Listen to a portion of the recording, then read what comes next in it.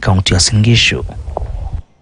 Kwingineko, katibu wa Wizara ya Mambo ya Nje Korir Sing'oei anasema kwamba Kenya inaendeleza jitihada za kuhakikisha kwamba Mkenya aliyehukumiwa kunyongwa nchini Vietnam, Margaret Nduta Macharia, anarudishwa humu nchini na kuhudumia kifungo hicho cha maisha humu nchini baada ya kupatikana na hatia ya kumiliki kilo 2 za dawa ya kulevya na kuhukumiwa kunyongwa leo hii.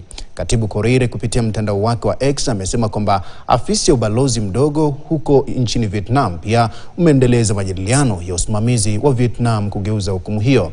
Kunyongwa kwake kulipangiwa Jumapili baada ya kupatikana na kilo 2 za cocaine. Hii hapa taarifa zaidi iliyoandaliwa na Wanjiku Wanjiru na kutiwa sauti na Erastus Kibon.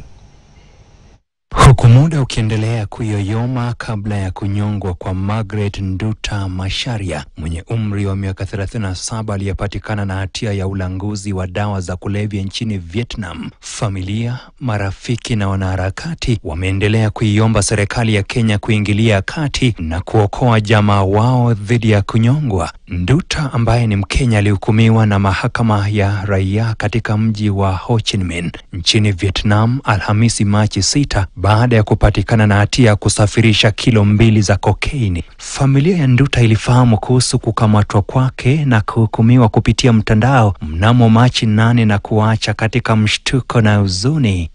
Na nikapigiwa ni mchana hiyo mapacha huyo mwingine akanipigia akanijabia, mam, nilipata Magi wetu alikuwa kotini na akachikwa na akahukumiwa kunyongwa. Kulingana na Rosemary Macharia, dadake pacha wa Nduta, Nduta aliondoka nchini Julai mwaka 2023 akitarajia kupata maisha bora nchini Vietnam. Hata hivyo alikamatwa akiwa safarini. Familia sasa imeiomba serikali ya Kenya kuingilia kati na kujadiliana na serikali ya Vietnam kuhusu kurejeshwa kwa Nduta, wakitumai kuwa anaweza kutumikia kifungo chake nchini Kenya badala ya kunyongwa nchini humo. Na sisi ombi letu ni moja kwa serikali ikiongozwa na the Ministry of Foreign Affairs led by our minister, that is the Prime Cabinet Secretary, na huyo msichana wetu ambaye ni Nduta aweze kurudi katika hii nchi yetu ya Kenya. Mbunge wa Embakasi Mashariki Babu Owino pia amejiunga katika wito huu, akimwomba Rais William Ruto kusaidia kumrejesha Nduta nchini akiwa hai.